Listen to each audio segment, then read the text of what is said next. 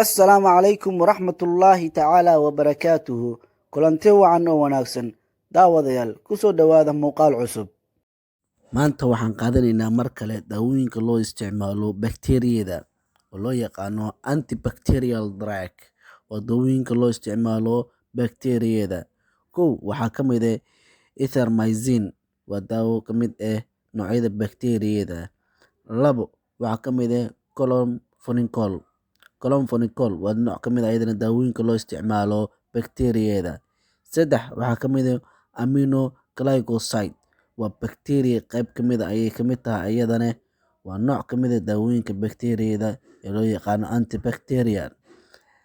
Afar cotrimoxazole, waa nooc ka mid ah iyadana daawada bakteeriyada qaab loogu isticmaalo iyadana.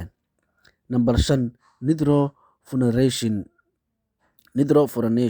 waa nooc ka mid ah iyadana daawooyinka loo isticmaalo bakteeriyada.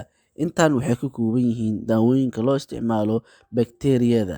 Haddii ay jirka bakteeriya ku badan tahay, intan daawo oo keliya ayaa isticmaali karta. Waa shantan nooc: waa ethermycin, chlorphenicol, aminoglycoside, iyo cotrimoxazole iyo nitrofuranation.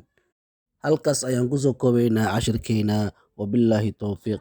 Is aragti dambe oo xiiso leh. Wassalaamu calaykum waraxmatullaahi wabarakaatuh.